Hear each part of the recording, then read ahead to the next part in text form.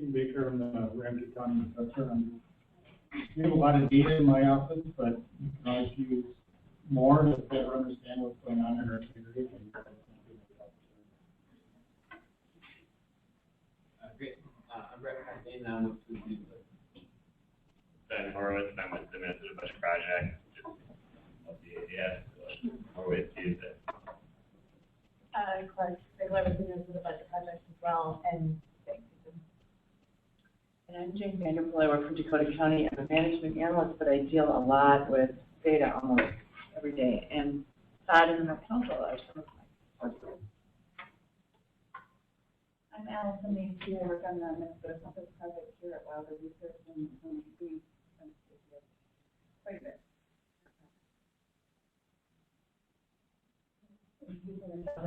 I'm sorry, I'm Jody Howard. I'm with legislative policy.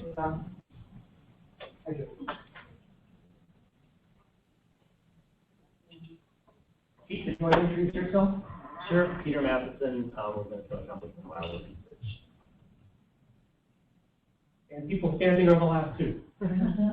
Hello, I'm Andy Eckert with the State Demographic Center. I'm Brittany Houston with the State Demographic Center.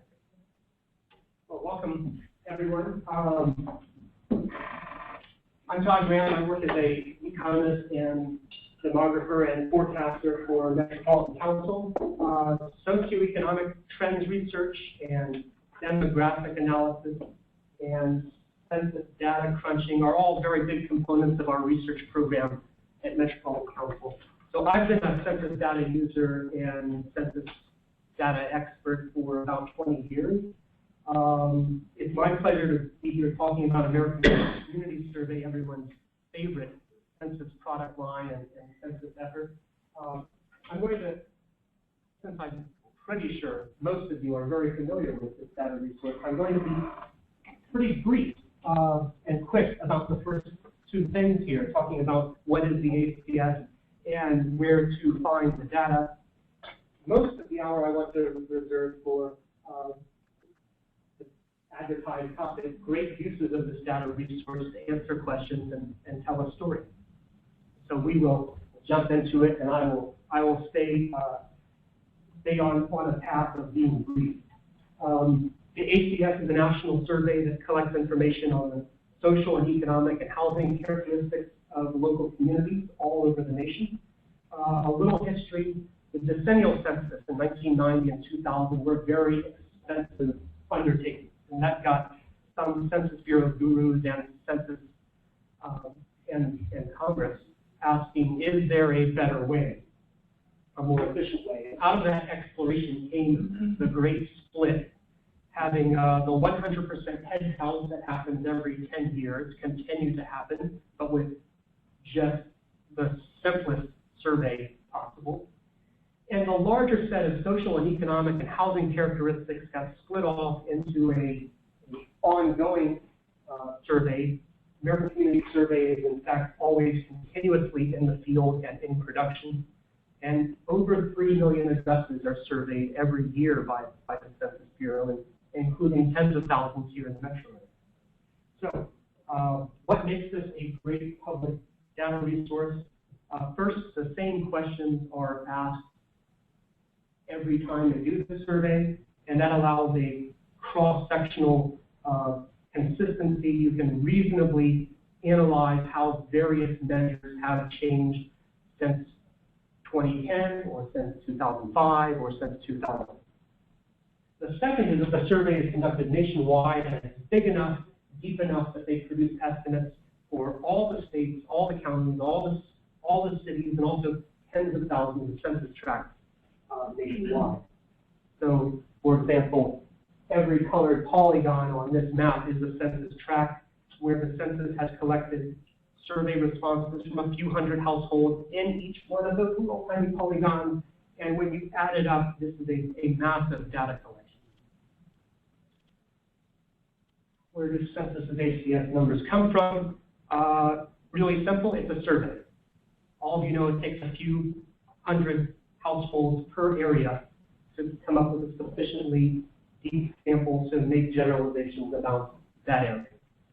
So, with some limitations. we'll say that there's some limits to this. You can't do everything imaginable with a survey. There are limits. To start, there's the research design itself. You're only going to know about the thing for which questions have been asked. I sometimes get asked things that's not on the survey. Oh, that's out of scope. I can't answer that. The other issue that I highlight here is the depth of the data, the sufficiency of that depth. You can drill down all the way to statistics on a specific neighborhood, a specific tract, but not without giving up something. And there is, I would describe it as a four-way trade-off. If you want to be super local, super detailed, and geographically granular data, you're going to have to give up one of these other three things. The currency of the data.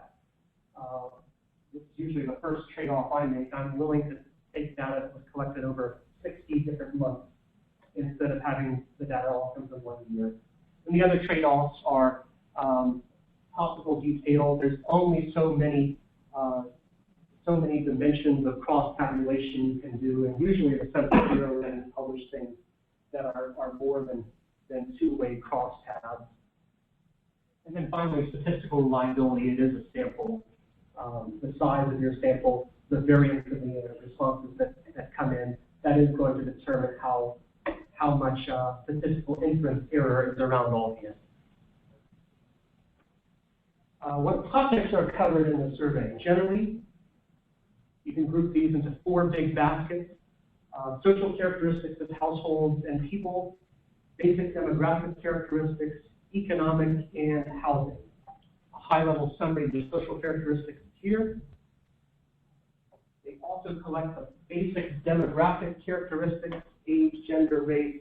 These are the same things that are asked on the decennial census, but they're asked again in the American Community Survey by design, because all the ACS data is benchmarked to population estimates, which are themselves pegged to what came out of the more detailed 100% count of the decennial census. Finally, economic characteristics. These are income, benefits, employment status, where you work, and how you get there. Oh, and housing characteristics. The housing data really gives us a very good set of measures of the housing stock of our local area and also the nation. So those previous slides went through very quickly. They are highly summarized. In my opinion, the best way to get to know this survey, if you are still getting oriented to it, is to go to the Census website, the methodology section, and pull up the data, the survey instrument, the questionnaire itself. If a question was asked on the American Community Survey, and you can find that survey questionnaire in the ACS section of the Census website. If a question was asked, usually the results will be available. All right, well,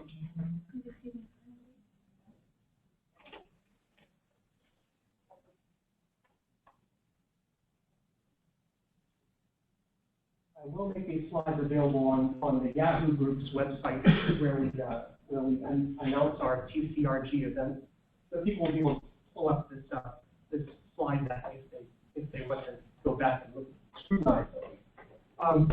So what's published and how it's organized? There are, again, dozens of topics in ACS. If you added up all the summary tables compiled, there's over 1,000 summary tables. Many of these are cross-tabulations of two different questions that were asked. Here's an example. This is a table of describing how people get to work, what mode of transportation they use on their commute. And we've got statistics here for each of the metro counties. This is table 8301, so now you know what that table is. If you wanted to know what are the other 1,000 tables, you could go here, and this is something that I actually keep stored on my desktop PC. It's an Excel spreadsheet that has a complete data dictionary of everything that is in each year of the American Community Survey. The reason that I download that and store that to my PC is that you can, using Control F in Excel, you can find what you're looking for much faster than you can on the Census website. So I consider that to be a little time saver. What am I looking for? I do Control F, I search through the spreadsheet, and I very quickly come up with the table number. Where to get your census data? One option is the Census Bureau's website itself. It's called Fact Finder. You could just Google Fact Finder, and I'm sure it would be the first thing to pop up on the list. That's not the only place to get the data. Since it is a fully public data product they're putting out, there are a lot of websites where you can find American Community Survey data. Three of them that I commonly point people to are censusreporter.org. I find it to be very easy to use and quick to use for finding a table that I know I'm looking for, or if we're doing online mapping, creating a map that I can just then pull out and dump into a presentation like this. That's one that's easy to use. A database that I find most comprehensive for having everything that is in American Community Survey is Minnesota Population Center's nhgis.org website. That's another one to take a look at. And I would say, especially if what you're looking for is a table or several tables or all of the geographies that are available. You could probably get that off of the census website. I find it's faster getting it off of the nhgis.org website. And then finally, our own agency, metrocouncil.org, we have a data portal with community profiles, what we consider to be the most requested census data elements for all of the cities and towns in the region. You can find ACS data at our website as well. And there are more. I know that there are people here from Wilderness and State Demographic Center also providing entrees and dashboards looking at American communities. So that is all front matter. That is, for some of you, this is a little refresher. I'd say most of you probably here are familiar with American Community Survey, so I wanted to go through it quickly. What I really want to do today, though, the balance of the hour, is talk about and showcase some examples of how ACS is used to answer questions, tell stories, and generate some insight about what's going on, socioeconomic trends or demographic trends. So we will jump into it. I've got 5 sets of little show and tell that I'm going to do. If time doesn't allow, maybe I'll do 4. But the first one is concerns housing cost burden. Is everyone familiar with the concept of housing cost burden? Is anyone not familiar? Housing cost burden. Okay. Just stating the obvious, one household has to cover food, childcare expenses, medical expenses, housing, and transportation. And so the housing cost burden is a label that's used if the share of that household budget is disproportionately too much money going for housing. And depending on the metro area that you're talking about, some metro areas say that we're gonna draw this arbitrary line at 30%. Some areas draw that arbitrary line at 35%. But it concerns how much of the household budget is going toward housing costs. And there's, I guess, a normative judgment here that there probably is an amount that is too much.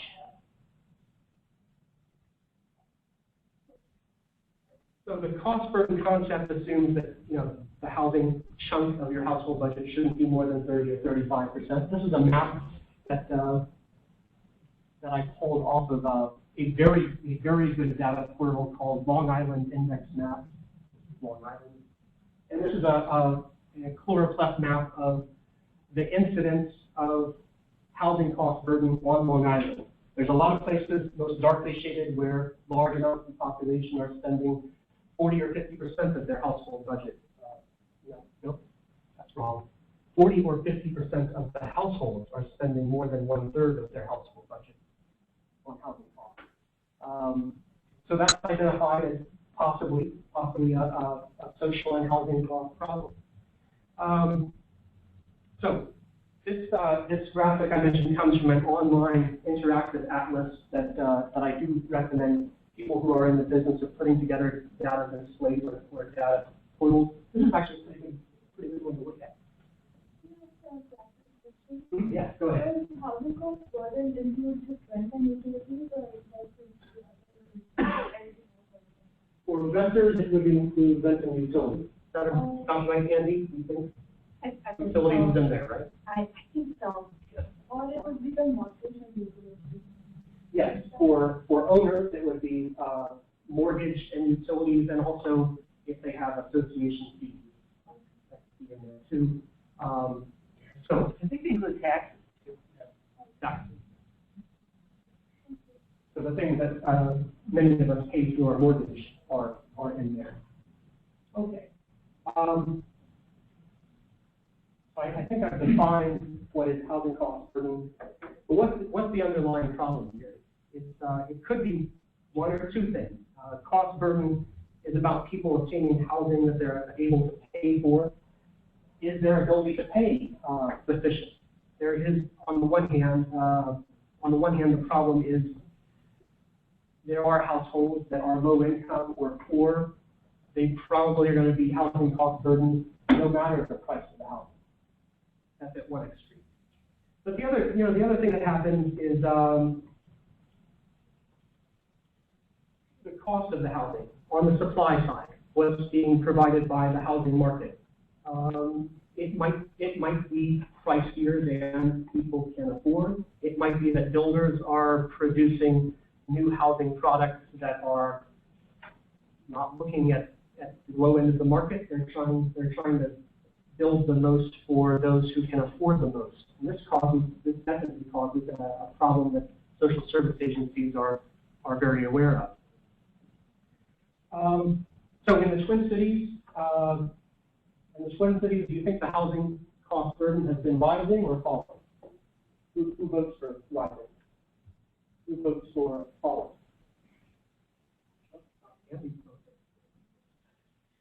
Most people said rising. I think it really does depend on where you want to start the time series. I know there's some folks at Wilder Research who like to say, yeah, the housing cost burden is been rising. Well, that's true if you go back to really now distant history, year 2004, when this was a very affordable part of the country to live in. But probably since the early 2000s, the cost of housing really did go up around year 2000, especially owner costs. And so since then, we do have larger shares of our households that are cost burden, but it's been on the ebb since about 2009. It peaked in 2008 or so, and it's been declining since then. Is that a question? Is this only Minneapolis, St. Paul, or is this the metro region? Well, for this chart, I pulled out the 7-county area.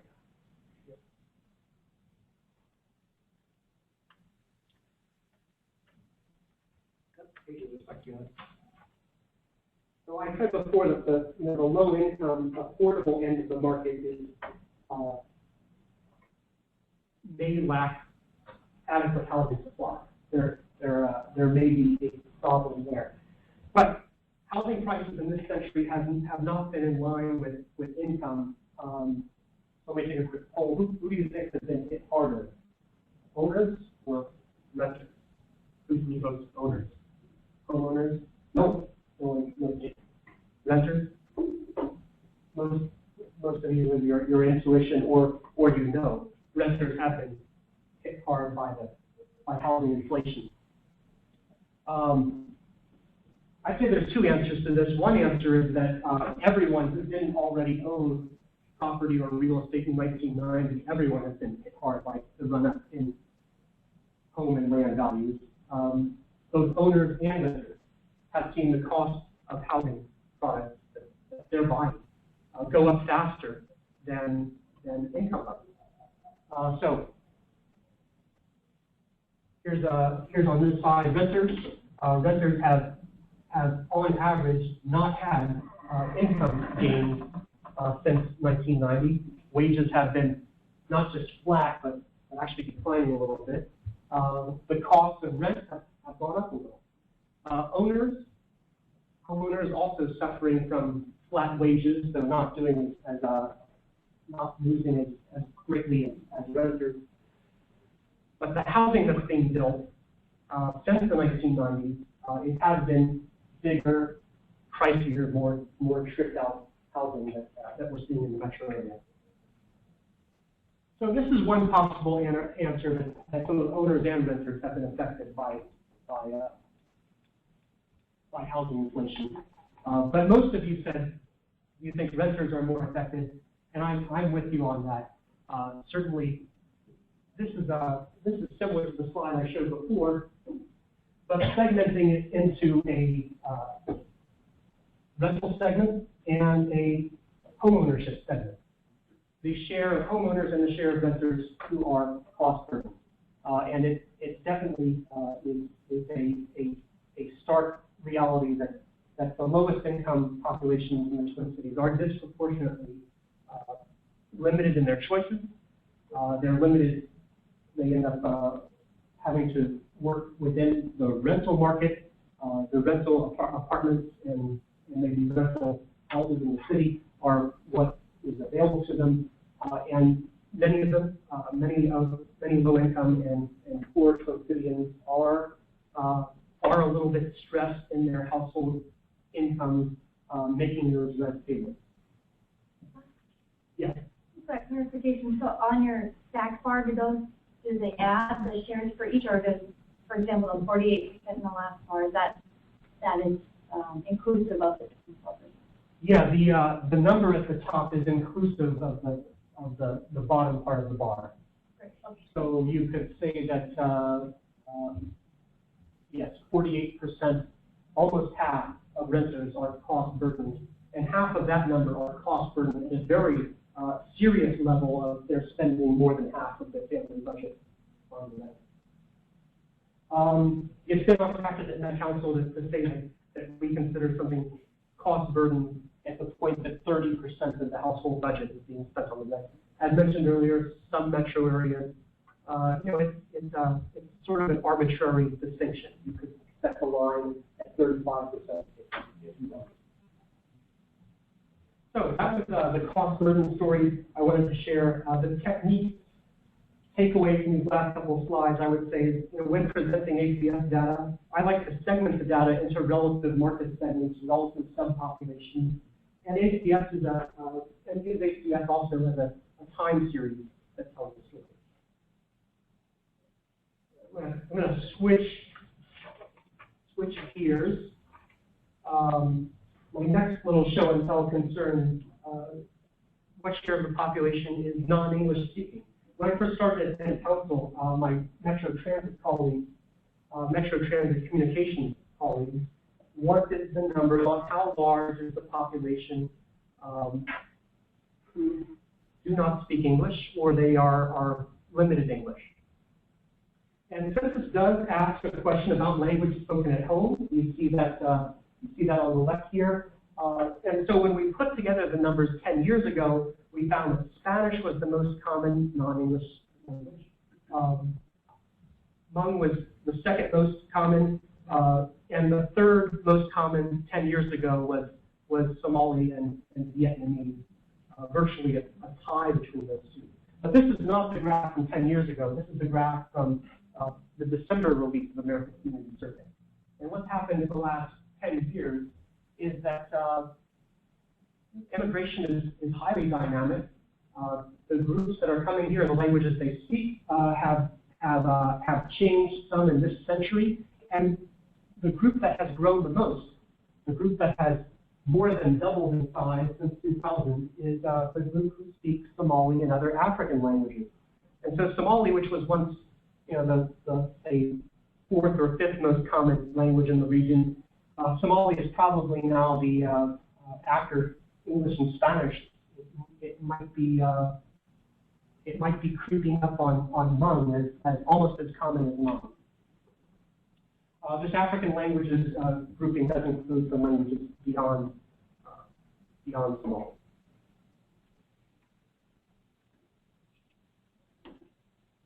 So this is, within the same theme, what languages do people speak? This is a graphic borrowed from the demography professor at Cornell University. And from ACS, the researchers there find that almost half of New York City resident workforce is ESL or non-English speaking. And they asked, as their research objective, they asked what parts of the labor market are most affected by this largely non-English speaking workforce, and what parts of the labor market are most affected by linguistic isolation. So maybe these results aren't new, they aren't surprising, but I'll show this because I think it's a great example of technique. The researchers at Cornell found that using the public microdata from ACS, they found that they compiled the language spoken for every one of the fields of work that American Community has in its public use microdata. Not surprisingly, maybe not surprisingly, 90% of sewing machine operators in New York are English as a second language. Also 80% of laundry workers, 80% of taxi drivers. I'm looking at the figures above the axis. This is actually a graph that has, I guess you could call it a two-axis graph that actually presents two things. In the top, they're presenting what share of the workforce in these occupations is speaking a language other than English at home.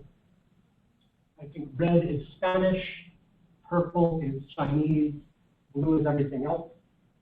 And then in the green bar below the axis, we've got a second array of data. The green bars are the percentage who don't speak English well. So not just a matter of what are they speaking at home, but their level of English proficiency.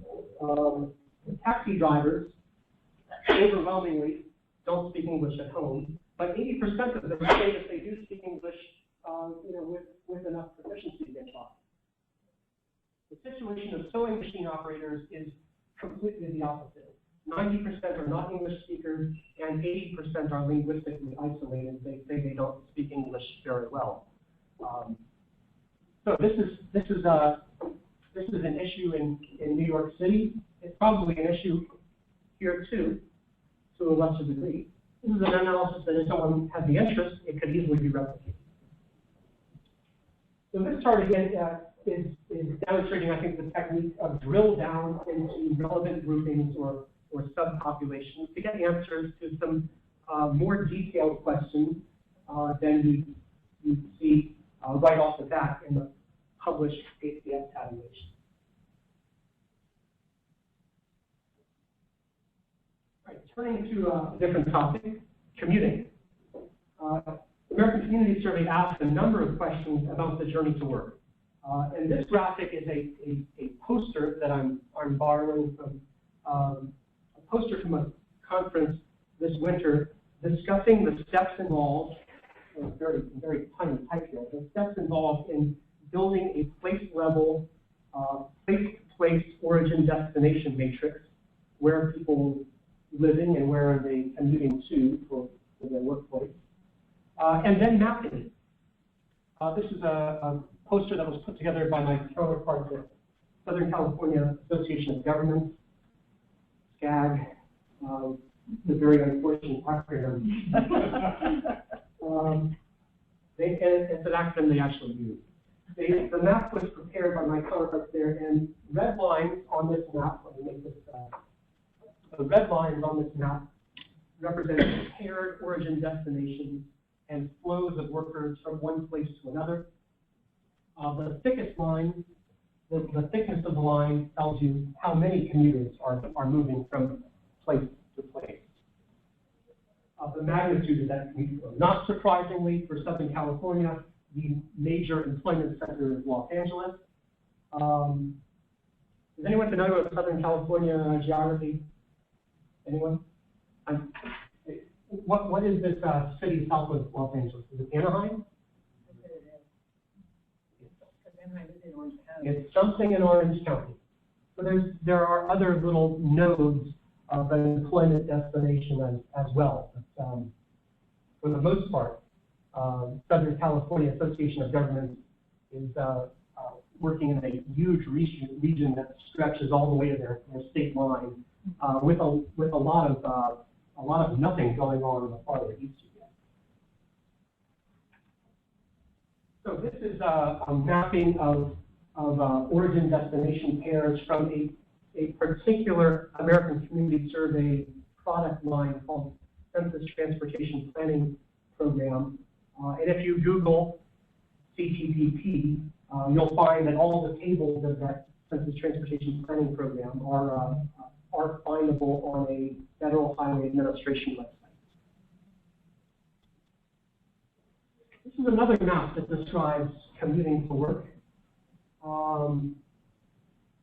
A different question from American Community Survey: how did you get to work? What was your mode of travel? And this is the map of what percentage of commuters drive alone to work. And this map is highly depressing to me, because pretty much wherever you look, it reveals that in most counties of the U.S., between 70 and 90% of the community workers are driving alone to work. I got this graphic from Nathan Yao on the flowingdata.com website.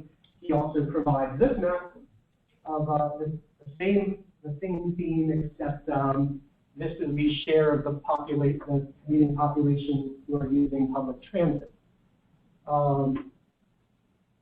And you can, I don't know, you can maybe see Twin Cities is there. It is far more infrequent that you find public transit as a major commuting option and being used by people. So, yes, in our metro area,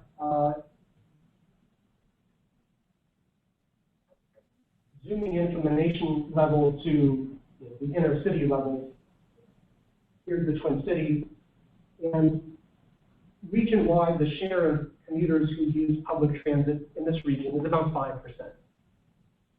So I put a chloropleth map together of, I think these are all the census tracts, and what share of the commuters are using public transit. And yes, the farther out you get, all these blue areas, very small shares of the population using public transit. But as you get into the city centers, Minneapolis and St. Paul, and also to some extent Brooklyn Center and Richfield, you have larger shares. The orange-colored areas are areas where over 10% of the population is commuting by public transit. The darkest red areas, over 25% are commuting by public transit. There's probably not a surprise when I tell you that this highly correlates with where Metro Transit is offering high-frequency transit service. I put in some red buffer areas to display. These are the areas where we today offer high-frequency transit, and it is. I think you can just eyeball that it is highly correlated with actual usage of transit, which tells you the obvious story: people aren't going to use transit if it's not available. But why I show this, not to tell an obvious story, but the last 5 slides, I think there's versatility in displaying data with maps, what you can do with maps. One of the best techniques is what you see here, juxtaposition, putting an overlay of 2 layers of data that tell a story. In this case, the story that people use transit and high-frequency transit.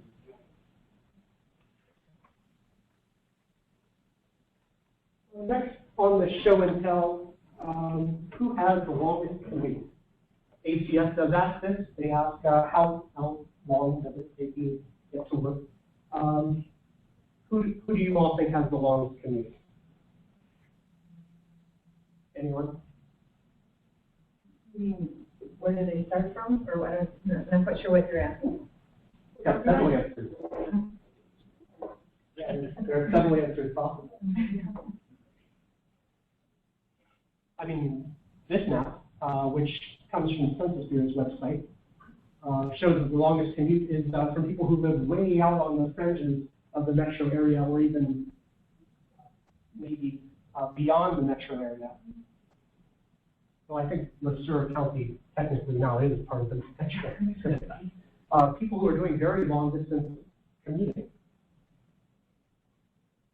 But the other, the other aspect of this is that there might be a socioeconomic dimension to who faces very long commutes. So this is a data display that I borrowed from colleagues at the District of Columbia, analysts at the District of Columbia. They cross-tabulated a couple of things that are provided in the American Community Survey. They cross-tabulated field of work with 3 separate ACS variables. Let me make this a little bigger for you. In this column, labels of occupations that are asked about by the American Community Survey. So I'll say these are options for the response to what it is. And then also in this table, what is the average wage of that occupation? What commute mode is used mostly for that group of people to get to work? How long is their commute? And the whole list is sorted by how long is their commute. So in the District of Columbia, this is the District of Columbia residents, which fields of work have the longest commute? It's not just the people who are in the distant suburbs. It could be, in the case of District of Columbia, which has no suburbs within its boundaries. I guess this is a special case, right? Because the only thing in the District of Columbia is the city of Washington. So which fields of work have the longest commute? 9 of the 10 occupations that appear at the top of the list are low wage, or you could call them pink collar, or service worker occupations. The people who hold those jobs, maids, nursing aides, janitors, security guards, cashiers, cooks, are disproportionately public transit users in Washington, with up to 1/3 of those groups using transit. Not shown on here, the work site location of the low wage and service workers is sometimes going to be outside of the city.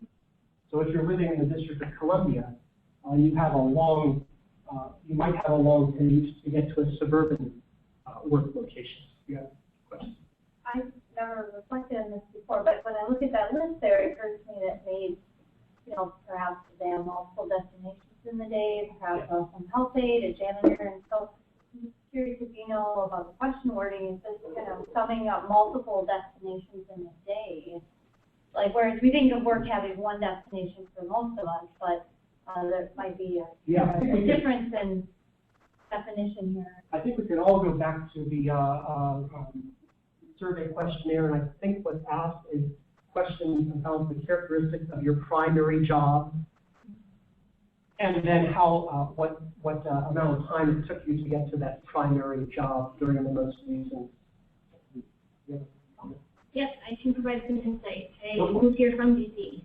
Okay. And so living in DC, there are certain areas that are not very accessible by the subway, which is the most rapid form of transportation, primarily because they're very wealthy, Georgetown,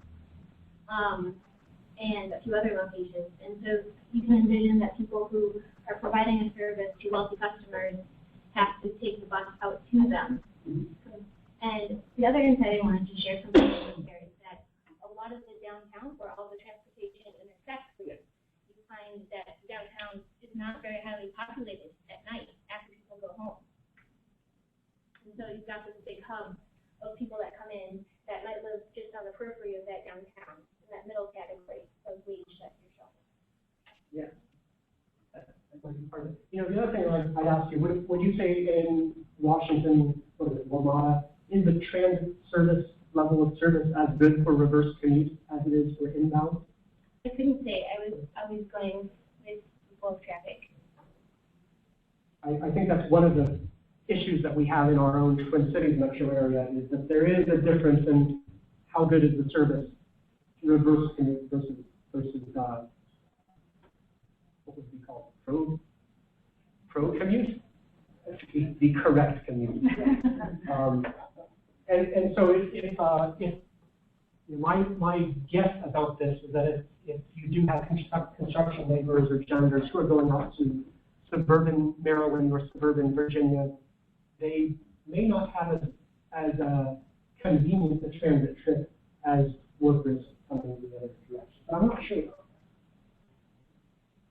Well, this was one more example of a table to suggest some informal correlations. You could do formal correlations as well. That is available. You can do that. But for displaying this data, I think the analysts at the District of Columbia put together a pretty good table. Now this one is a visualization on commuting issues, and I'm just not sure whether I like it or not. It might be over the top, and it might be too much. It definitely took me some time just to get oriented to what is this thing telling me. This is a visualization borrowed from the University of Virginia demography program. And like the previous slide, it's presenting commute characteristics side by side, drawing those numbers from published ACS crosstabs.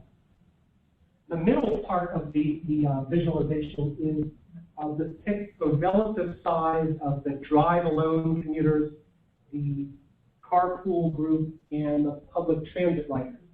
Public transit riders. Public transit riders. Obvious takeaway here, like elsewhere, commuters driving alone are the bulk of the commuters. Other parts of this visualization, the colors in the middle. Brown is people who are commuting within Virginia, that's for a different county. Orange is people who are local commuters, they're commuting within, they're not leaving the county they live in. And then gray, here and here, are people who are leaving the state for work. They're leaving Virginia, they're going elsewhere. And this is probably not true at all for Minneapolis-St. Paul. Half of the transit riders are leaving Virginia. Well, they're probably riding on the Washington Metro going into DC. That's probably why. On the left side of the graph, we've got what time people are leaving their home for their primary job, and on the right side, we've got the travel time, how long it takes to get where they're going. For the drive alone group, there's a wide range of how long it takes people to get where they're going. For the transit rider group, it's overwhelmingly, it takes longer. It takes longer to get where you're going by train. I would say that probably is very true in the Twin Cities and most anywhere else. It does take a little bit longer. So most of those public transit users, the red depicts that it's taking more than 45 minutes. Well, like I said, I think this one really pushes the boundaries of what's too much in a visualization. But I'll let people draw their own conclusions. This one's not mine. I borrowed it from the University of Virginia. Is there time left? There's some time left. I've got one more set of things to show and tell from the Twin Cities that change over time in our poverty rates in the Twin Cities.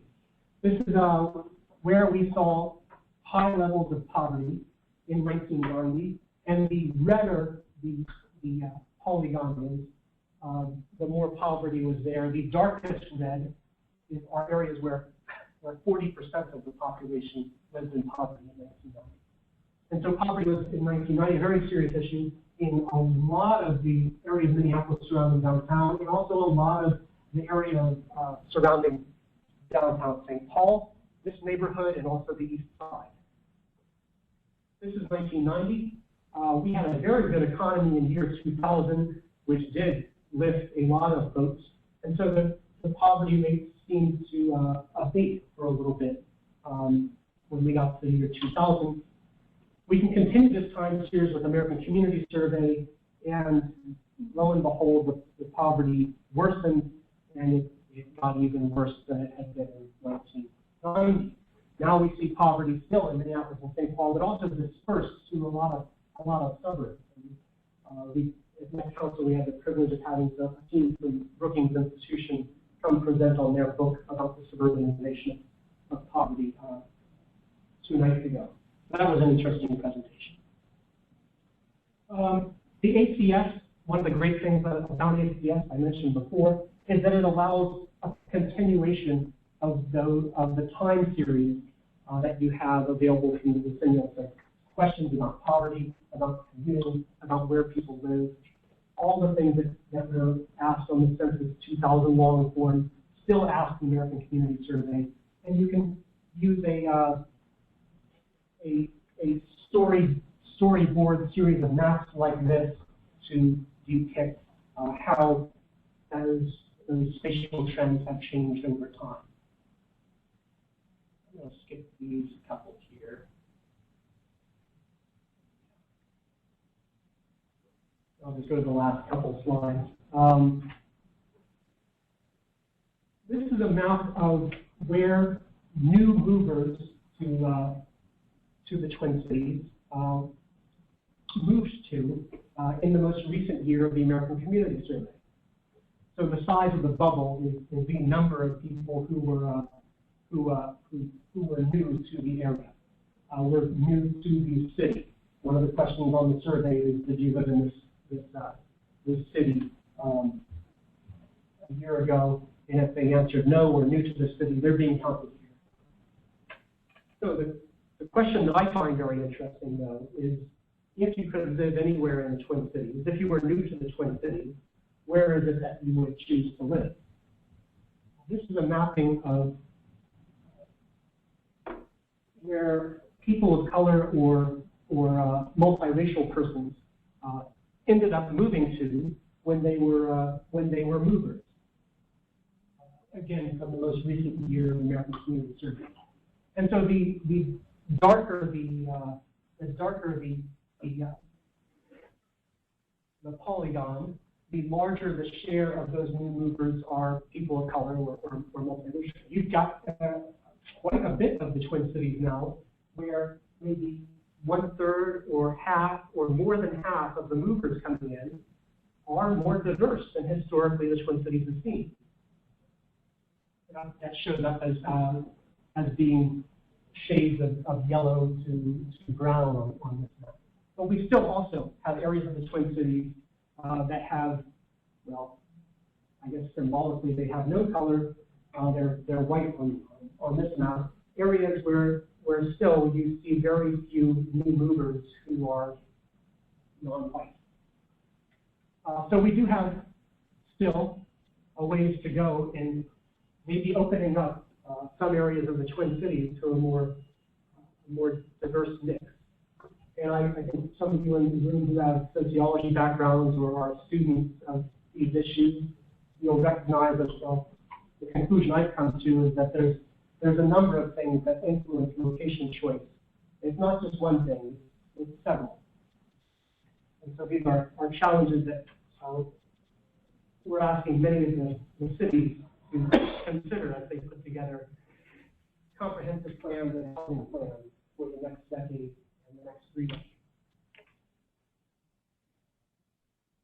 I'll leave it at that. That's the show and tell material that I brought. Just a quick recap. This is the information about what is the American Community Survey. And then most of this presentation I wanted to spend on how you can present this stuff, how you can draw some insights out of it, tell a story about it. And the things that I highlighted in going through those 5 little case studies are, first of all, when presenting American Community Survey, use the depth of the data. You can segment the data into specific subpopulations or market segments or subgroups or however you want to term it. You can drill down into the characteristics of who's a renter, who's a homeowner, who's low income, who's high income, and get some exploration of how their experience in different variables is compares. Second thing, use American Community Survey as a time series. Because it's available as a time series, you've got pretty much the same data elements every year. The census does have the option of adding things. So I think some of you may have seen that in in the year 2013 survey, they actually introduced new questions about computer and internet usage. That's new. You won't find that in years before 2013. But you can, for most other things, poverty or housing choices or commuting, we've got data that goes back years or decades. Another tip, make maps and juxtaposition. You can overlay multiple layers. You can do that on a map. You can also do that side by side in a table, or you could do that side by side in a chart or visualization as shown with the University of Virginia example, which I'm still trying to get my head around.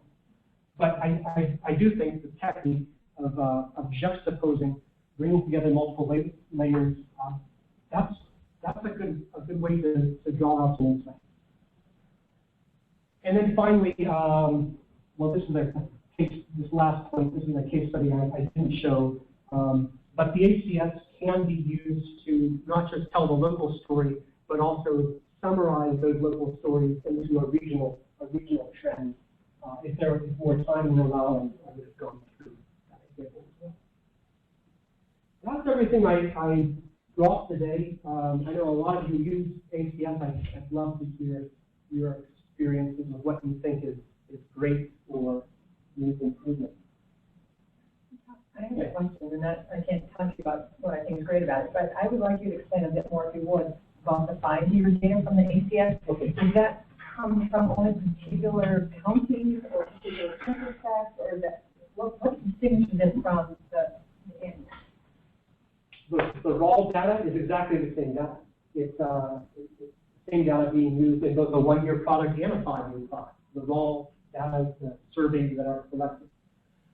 But if you've got 5 years of data collection, you have a sample that is 5 times as big, which allows you to get better statistical performance, narrow that range of margins of error, and thus get more granularity in geography. The 1-year or annual data, it's not published for census tracts because there's just not enough surveys that are done at this. There's not enough surveys you can collect at the tract level with just 1 year of data. Now remember, they're collecting 3 million surveys a year. But in a given census tract, that might be like 50. Over 5 years, continuous data collection, they might have 250 in the census tract. That's what enables them to then do statistical estimation of the values at the tract level and publish tract level statistics. They're not going to publish tract level statistics just using 1 year of data because of the sufficiency of the data. Can I ask The data gets used twice. Yeah, go ahead. In Dakota County, so when Todd's looking at data, he's also looking at it for the whole metro area, which is 7 counties and, I don't know, 3.5 million people. In Dakota County, we have 412,000 people estimated last year, sorry.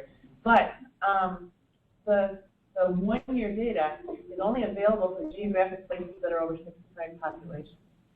So we only have one city that just last year reached that threshold. And so if I want to look at what's going on in the cities in Dakota County, I either have to look at 5-year data, which is available for geographic places that have 20,000 population or less, or if I'm really lucky for my 9 biggest cities, we can look at 3-year data, because that's available for cities that are, or for geographic places between 20,000 and 5,000 population. So for us, using 1 year data is not even possible unless we're only wanting to look at what's going on in the whole county, which for us is actually pretty unusual. We would rather look at things in a more granular level. Yeah. And so for me, if I want to look at townships and I care about economic data, as you know, in the last 5 years in the recession, economic factors can change an awful lot in a 5-year period. So 5 years worth of data means it's all kind of mushed together and it's kind of hard to tell what's going on. So, I mean, my takeaway from your particular problem is sometimes the American Community Survey is not the solution need, and you have to look to other data sources to get more currency at a local level, assuming you can find those data sources. But you know, as I stated at the beginning of this presentation, there is a four-way trade-off in using the American Community Survey. If you wanted data for one specific year, you'd be trading off the geographic detail. And is that a sacrifice you're able to make for the questions you want to answer? You got a question. I think if there are any state level data sources that line up well with using the ACS and thinking about building multiple layers of analysis. Oh, yeah. That's a good question. You know, I years ago was a labor market analyst, so a lot of what we would look at was Minnesota D statistics on location of jobs, employment sector, work sites, where jobs are located. And that's data that's collected by Minnesota D itself. It does line up reasonably well with the questions that are being asked about workforce. Andy, do you have responses to this? What other things fit together well with an American Community Survey? I'm going to say hi, I'm Andy from the State Demographic Center.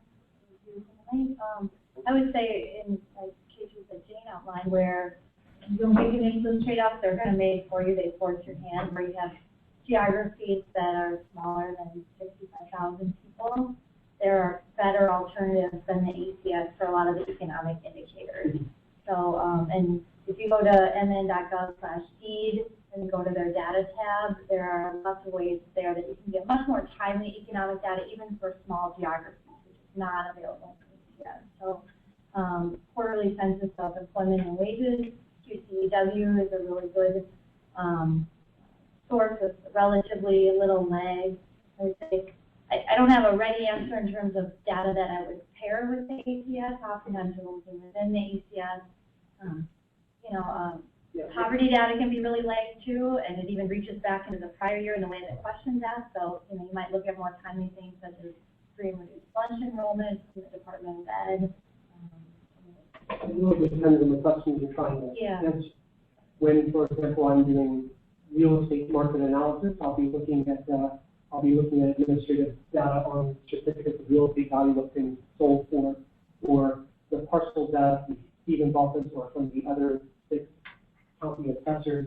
That's data that's available on datafinder.org. Datafinder.org is Met Council's big spatial data warehouse.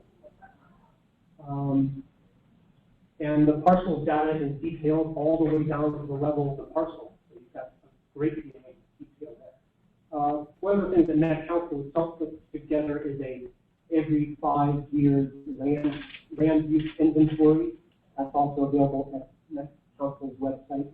And we use that as a map layer for distinguishing what parts of the metro are residential or commercial or industrial or still undeveloped or agricultural. And I often use that data layer as a denominator for calculating per acre or per square mile values from the American Community Survey. I do that with a GIS system. And I find that works pretty well to make that distinction between land that is being used for land that is developed versus land that is not developed and maybe irrelevant to the questions that are being asked. And some examples are some maps that I put together earlier this year on population density. How many people per square mile, how many houses, housing units per square mile. And we were using the residential subtotal of land as the denominator. We weren't dividing by all the land, we were just dividing by the land that was actually in use for residential purposes. We definitely got a better housing density measure out of that. So yeah, this is how government statistics ends up being a creative pursuit, finding and then leveraging the several data resources and some some of them administrative data resources that are out there, and mashing them up with American Community Survey. Gee, if there's another month that I can present, I'll bring some of those examples as well. But having reached 1 o'clock, I'll thank you for your attention today and for coming, and hope this was useful to people. The handout that I sent around is something for you to consider. I and also Gabby and some other great friends of the Census have been involved in this education and advocacy effort called Minnesotans for the ACS. You'll read in this one page that the ACS has been a surprisingly political contested issue in Congress, and still isn't quite safe. There's a question about its sustainability if Congress doesn't get on board and provide the resources and budget. If you're interested in this, if you also want to be a friend of the American Community Survey, there's contact information on how you can add your name to the list of friends of the American Community Survey. And then Joe named Mark Thomas's, she won't overwhelm you with email, but she will keep you apprised of what's going on. Thanks for coming today. Thank you.